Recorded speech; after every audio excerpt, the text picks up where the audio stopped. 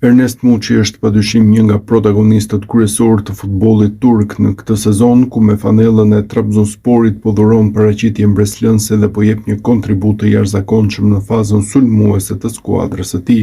Në fitoren 3-0 ndaj Samsunsporit ai kishte në të 3 golat e shënuar, duke dhënë asist e i pari, duke nisur aksionin e të dytit dhe duke realizuar vetë të tretin.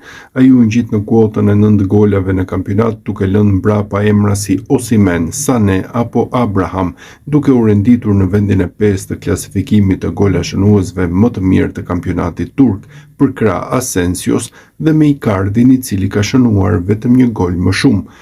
Ajo që e bën më mbreslën në sezonin e Muçit është se duke llogaritur dhe ndeshjet e kupës, në 22 takime në këtë sezon ai ka thyer rekordet e vendosura në 61 të tilla me fanellën e Beşiktaşit.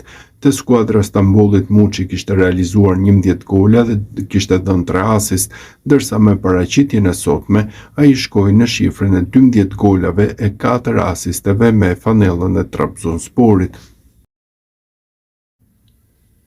Ernest Muçi është i huazuar nga Beşiktaşi te Trabzonspori për 1 milion euro. Kartoni i tij pritet të blihet në fund nga klubi i Trabzonit, ku Muçi po shkëlqen. Presidenti i Trabzonsporit Ertugrul Dogan ka zbuluar disa detaje të reja përsa i përket pagesave. Rreth 8 milion euro nuk do të paguhen menjëherë, por kësti i parë do të kalojë në arkën e Beşiktaşit në muajin korrik. Gjithçka pasi trajneri Fatih Tekke të bindë drejtuesit me raportin e tij. Kur Trabzonspor dëshiron të përdor opsionin për Muçin, mund ta përfshijë lojtarin në skuadër duke paguar këstin e parë të parashikuar në kontratë, prej 1.5 deri në 2 milion euro në fund të muajit korrik, u shpreh fillimisht presidenti i Trabzonsporit. Nëse trajneri ynë kërkon që opsioni të përdoret në fund të sezonit, gjë që nga pamja jashtme duket se do të ndodhë, procesi do të ecë plotësisht në përputhje me vlerësimin teknik, tha më pas Dogan. Do të jetë pagesa e parë në fundin e muajit korrik që do t'i hapë rrugë kështu kalimit përfundimtar të Muçit te Trabzonspori, dhe duket se klubi turk nuk po nxitohet.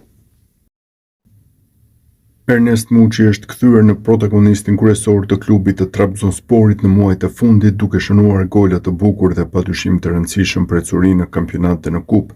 Dje ai shënoi gol dhe dha asist në fitoren 3-0 të Beşiktaşit ndaj Fethiyesporit në kupë. Goli i tij me një goditje të befasishme në hyrje të zonës bëri xhiron e rrjetit, ndaj sigurisht pas ndeshjes ai u ndal nga gazetarët për të pyetur se cila ishte arsyeja pse ai po kalonte një formë që nuk ishte parë në të kaluarën në klubet e mëparshme. Jam shumë i lumtur që fituam, jam i lumtur dhe me paraqitjen time. Ndjehesh mirë kur gjërat shkojnë mirë për skuadrën dhe për mua.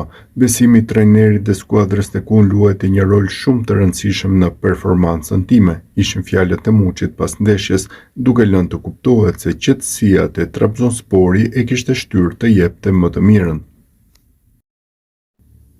Ernest Muçi ka shënuar super golin e radhës me Trabzonsporin. Futbollisti kombëtarës zhbllokoi ndeshjen në minutën e 69, ndërsa përballë ishte Fethiyespor. Sfida ishte e vlefshme për raundin e 3 të Kupës së Turqisë. Goditja e Muçit përshëndeti rrjetë, ndërsa portieri rival mbeti pa lëvizur. Jo vetëm kaq, pasi në minutën e 79 ishte Muçi që asistoi golin e 3 për Trabzonsporin, duke mbyllur llogaritë e sfidës. Mesfushori me tipare sulmuese është golshënuesi kryesor për klubin turk në këtë sezon. Në kupë numëron 3 gola dhe 2 asist për 4 ndeshje. Sa i përket kampionatit, është autori 8 golave, shifra këto të frikshme, ndërsa qëndron i huazuar nga Beşiktaşi. Muçi duket edhe se mbetet lojtari që i mungon kombëtares shqiptare. Trajneri Silvinho preferoi të mos e ftonte për ndeshjet e fundit, ndërsa në vitin 2025 mori minuta vetëm ndaj Letonisë si zëvendësues.